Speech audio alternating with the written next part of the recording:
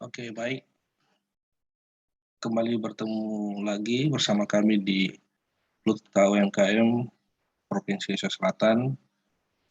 Apa kabar Bapak Ibu sekalian?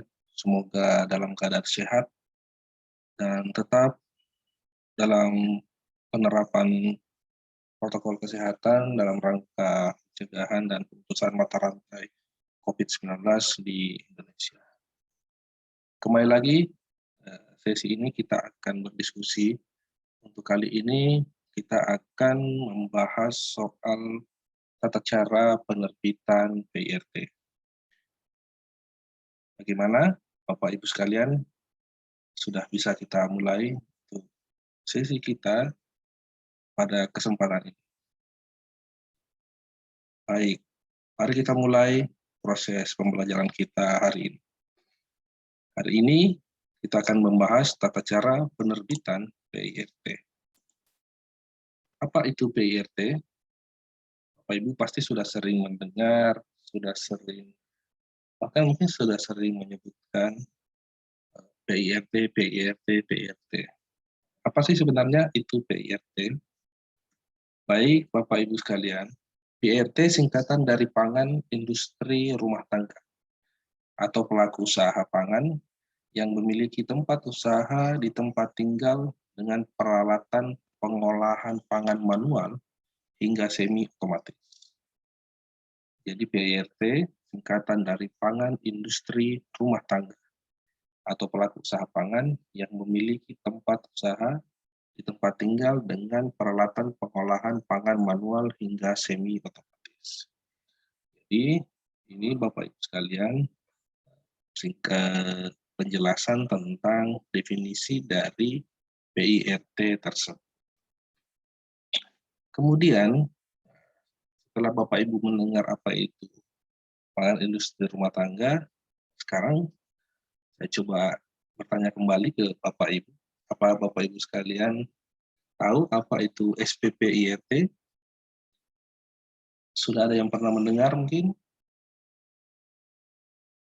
Baik, jadi SPPIRT, Bapak Ibu sekalian, adalah sertifikat produksi pangan industri rumah tangga atau jaminan tertulis yang diberikan kepala daerah, dalam hal ini bupati atau wali kota, melalui dinas kesehatan terhadap pangan hasil produksi industri rumah tangga yang telah memenuhi persyaratan dan standar keamanan tertentu dalam rangka produksi dan peredaran produk pangan. Jadi, Bapak Ibu sekalian, SPPIRT itu adalah sertifikat produksi pangan industri rumah tangga. Jadi dia adalah jaminan tertulis yang dikeluarkan oleh kepala daerah, dalam hal ini bupati atau wali kota melalui dinas kesehatan, berkaitan dengan pangan hasil produksi rumah tangga yang Bapak Ibu lakukan, berkaitan dengan pemenuhan atas persyaratan dan standar keamanan dalam rangka produksi dan dalam rangka peredaran produk pangan. Jadi sertifikat ini adalah jaminan berkaitan dengan produksi dan peredaran produk pangan dari usaha Bapak Ibu yang lakukan. Kemudian Bapak Ibu sekalian, jadi memang dalam proses-proses aktivitas bisnis kita, khususnya Bapak Ibu yang bergerak di pangan, butuh jaminan tertulis berkaitan dengan produksi dan peredaran produk pangan. Mengapa demikian? Supaya produk atau hasil produksi dari usaha Bapak Ibu itu bisa diterima oleh pasar, oleh konsumen, dalam hal ini masyarakat kita, tanpa perlu khawatir berkaitan dengan hal-hal atau kandungan-kandungan atau mungkin proses-proses yang berkaitan dengan produksi dan peredarannya itu bisa dijamin berdasarkan dari surat SPPIRT ini. Supaya orang mudah untuk konsumsi, orang percaya, orang mengetahui berkaitan dengan struktur bahannya misalnya, proses produksinya dan segala macam. Sehingga penting Bapak Ibu sekalian yang sudah atau bergerak di usaha pangan, kita dorong, kita sarankan untuk dapat memperoleh SPP IRT. Oke, sampai di sini Bapak Ibu sekalian. Selanjutnya Bapak Ibu, SPP IRT itu diterbitkan oleh Bupati, Wali Kota melalui Dinas Kesehatan di unit pelayanan terpadu satu atap dan berlaku selama 5 tahun sejak tanggal diterbitkan. Jadi SPP IRT yang Bapak Ibu punya atau Bapak Ibu akan terbitkan itu nanti berlaku selama 5 tahun sejak tanggal diterbitkannya. Jadi nanti setelah proses-proses itu Bapak Ibu melakukan proses pengusulan misalnya dan kemudian terbit, SPP IRT Bapak Ibu itu akan berlaku selama 5 tahun sejak tanggal diterbitkan. Apa saja persyaratan pengajuan SPP PIRT? Mari kita lihat Bapak Ibu sekalian. Jadi pengajuan SPP IRT harus memenuhi persyaratan. Pertama, memiliki sertifikat penyuluhan keamanan pangan. Jadi Bapak Ibu sekalian, Bapak Ibu sebelum proses pengusulan itu ada proses penyuluhan keamanan pangan. Jadi nanti Bapak Ibu akan mengikuti penyuluhan keamanan pangan di mana proses penyuluhan, hasil dari proses penyuluhan tersebut adalah sertifikat. Sertifikat yang menandakan bahwa Bapak Ibu telah mengikuti penyuluhan keamanan pangan. Yang kedua, hasil pemeriksaan sarana produksi pangan, produksi industri rumah tangga yang memenuhi syarat. Jadi nanti proses pengajuannya, nanti proses-proses pengajuan yang Bapak Ibu lakukan, itu ada tahapan di mana Bapak Ibu akan dilakukan pemeriksaan terhadap sarana produksi pangan. Apakah memenuhi syarat atau seperti apa. Kemudian yang ketiga, label pangan memenuhi ketentuan perundang-undangan. Jadi Bapak Ibu juga harus bisa mengetahui berkaitan label pangan, apakah memenuhi ketentuan perundang-undangan atau tidak. Label pangan banyak berhubungan soal bagaimana struktur bahan baku, informasi produk pangan, atau struktur bahan yang ada di produk Bapak Ibu sekalian. Jadi secara umum ada 3 hal yang menjadi persyaratan bila Bapak Ibu akan melakukan pengusulan, pengajuan, penerbitan SPP IRT. Oke, kemudian untuk mengetahui apa saja produk apa saja yang diizinkan memperoleh SPP IRT. Jadi dalam proses pengusulan ataupun proses pengajuan, Bapak Ibu harus tahu produk olahan pangan saya apakah masuk kategori diizinkan memperoleh SPP IRT atau tidak. Untuk mengetahui itu, mari kita lihat apa saja produk PIRT yang diizinkan memperoleh SPP IRT. Yang pertama adalah hasil olahan daging kering. Hasil olahan daging kering misalnya seperti abon daging, dendeng daging, paru goreng kering, kerupuk kulit, rendang daging atau jeroan, dan sejenisnya. Jadi yang pertama hasil olahan daging kering. Kemudian yang kedua adalah hasil olahan ikan kering.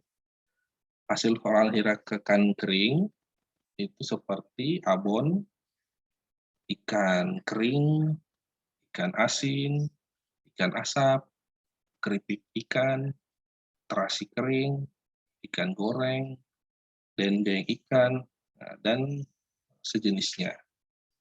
Ini beberapa contoh hasil olahan dari ikan kering. Kemudian kategori ketiga yang diizinkan memperoleh SPP IRT adalah hasil olahan unggas kering. Di antaranya abon unggas, unggas goreng, dendeng, rendang unggas, dan sejenisnya. Jadi ini beberapa contoh produk hasil olahan unggas kering. Kemudian kategori keempat adalah hasil olahan sayur seperti acar, asinan sayur, manisan sayur, jamur asin atau kering, sayur asin atau kering, emping melinjo, dan sejenisnya. Ini untuk kategori keempat. Kemudian kategori kelima adalah hasil olahan kelapa, seperti kelapa parut kering, geplak, serundeng kelapa, dan hasil olahan kelapa lainnya. Kemudian kategori keenam ada tepung dan hasil olahannya. Tepung dan hasil olahannya seperti bihun, biskuit, belegen, dodol, kerupuk, brem, kue kering, makaroni goreng, tepung beras, tepung kedelai, dan sejenisnya. Jadi hasil ini masuk kategori tepung dan hasil olahan. Selanjutnya, kategori minyak dan lemak. Contohnya minyak kacang tanah, minyak kelapa, minyak wijen, minyak sanin, dan sejenisnya. Itu kategori untuk kategori minyak dan lemak. Selanjutnya adalah kategori selai, jeli, dan sejenisnya. Beberapa contoh produknya seperti selai, jeli agar, jeli buah, cincau, marmalad, konyaku, dan sejenisnya.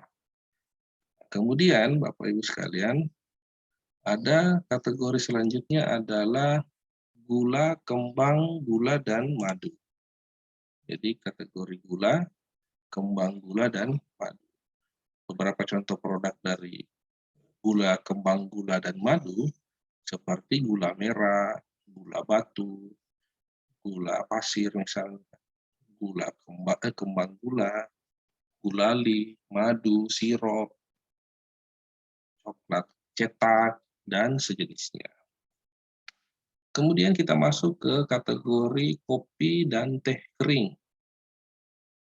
Contoh produknya seperti kopi biji kering atau bubuk, teh hijau kering dan bubuk, atau kopi campur, dan sejenisnya. Sekarang kita sudah bahas ada 10 kategori produk yang diizinkan memperoleh SPP IRT. Selanjutnya ada lagi kategori bumbu.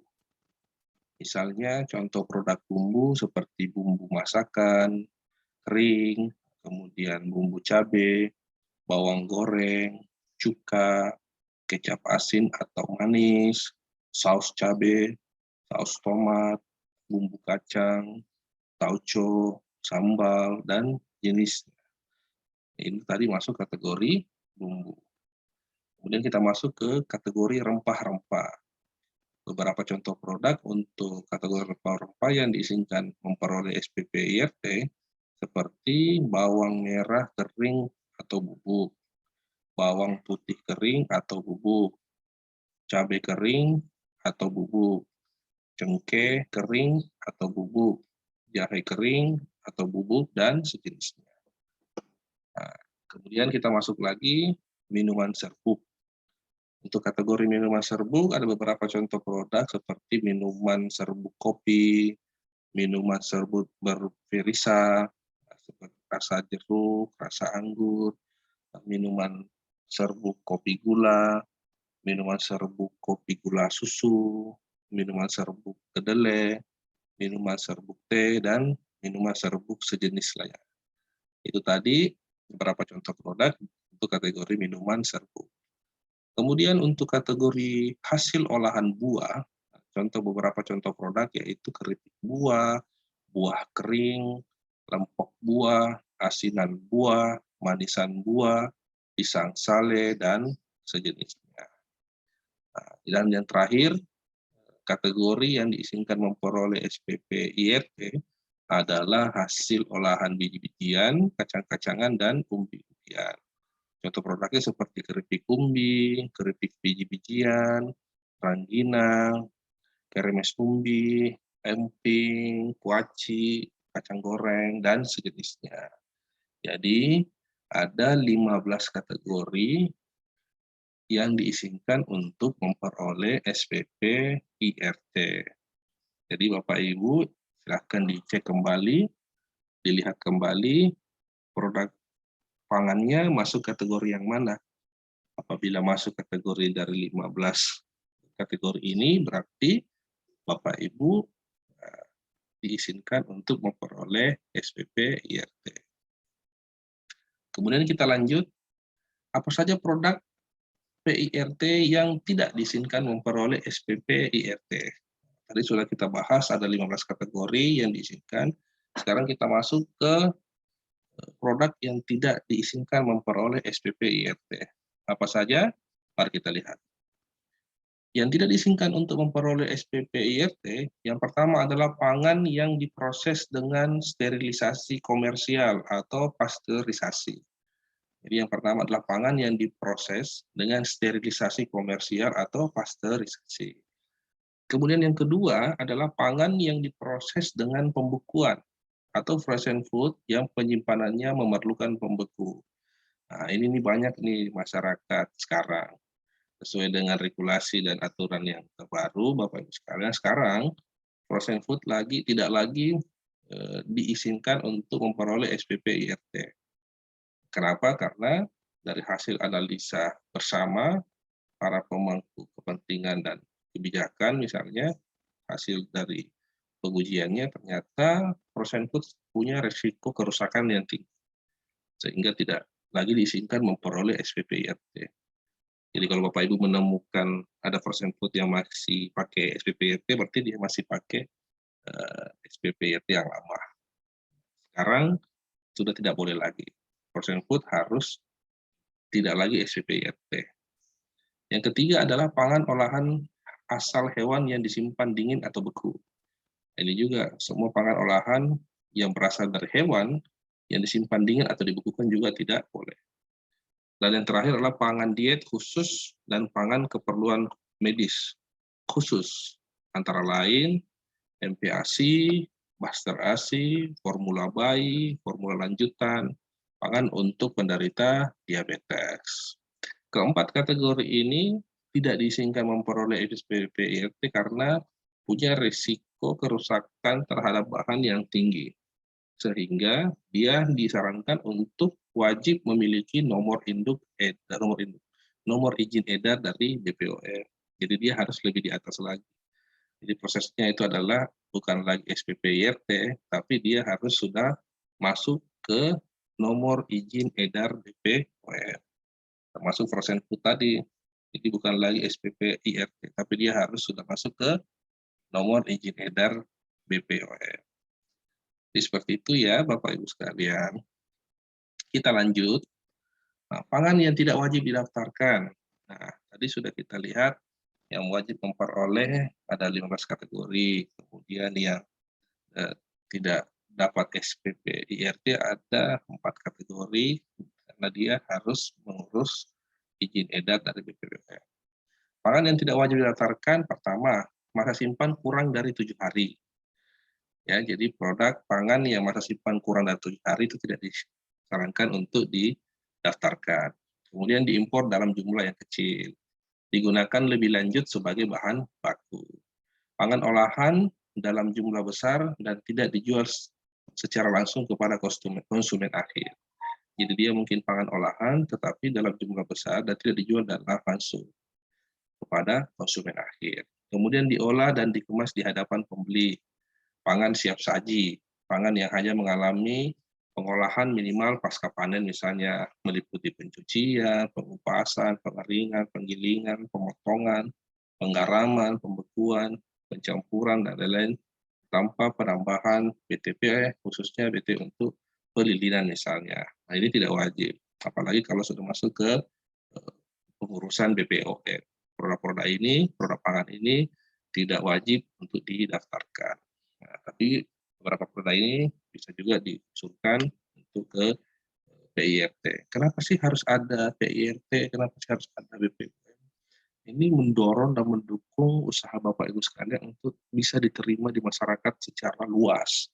Karena masyarakat kita, produk-produk pangan yang dikonsumsi oleh masyarakat kita, salah satu hal yang penting adalah bagaimana keamanan berkaitan dengan produk tersebut. Sehingga melalui SPP IRT ataupun BPOM misalnya, itu menjadi surat jaminan bahwa produk yang Bapak Ibu jual itu dijamin oleh pemerintah kita sudah layak untuk dikonsumsi dan layak untuk beredar di pasaran. Kira-kira seperti itu ya, Bapak Ibu sekalian. Kita lanjut. Nah, setelah mengetahui tadi seperti apa produk-produknya itu, kemudian kita masuk ke tata cara pendaftaran SPP IRT. Bagaimana tata cara pendaftaran SPP IRT? Tata cara pendaftaran SPP IRT, karena sekarang sudah berkembang sistem perizinan berisiko, bahkan di turunan dari Undang-Undang Cipta Kerja, sekarang semua sudah menggunakan aplikasi One Single Submission atau kita kenal dengan OSS. Bahkan yang terbaru, pemerintah melalui Presiden Republik Indonesia telah meluncurkan OSS RBA yang baru. Jadi tahap pertama adalah Bapak Ibu harus punya akun di aplikasi OSS atau bisa menghubungi DPN PTSP.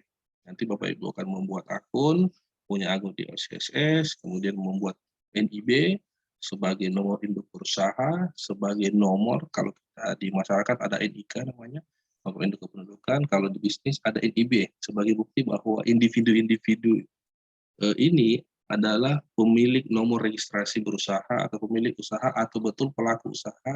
Nah, makanya terbitlah nomor induk berusaha. Nanti diurus. Setelah melakukan pengurusan itu ada akun, nah nanti Bapak Ibu akan masuk ke tata cara pendaftaran kedua yaitu permohonan pengisian form isian. Jadi Bapak Ibu akan mengisi nanti form isian dan melengkapi persyaratan serta mengikuti pelatihan penyuluhan keamanan pangan. Persyaratannya paling tadi berupa beberapa klasifikasi yang saya bahas sebelumnya. Bapak Ibu nanti akan ikut penyuluhan, kemudian ada sertifikat, kemudian Bapak Ibu nanti akan diperiksa. Di poin ketiga ini, kalau Bapak Ibu bisa lihat, ada sarana produksi pangan diperiksa oleh Dinas Kesehatan Kabupaten Kota. Jadi nanti Bapak Ibu akan mengisi form isi yang berkaitan dengan pemilik usaha, form isi yang berkaitan dengan seperti apa produk pangannya, dan nanti ada juga form berhubungan dengan sarana produksi pangan yang akan diperiksa oleh Dinas Kesehatan Kabupaten Kota. Kemudian yang keempat, Dinas Kesehatan Kabupaten Kota akan mengeluarkan rekomendasi penerbitan SPP IRT.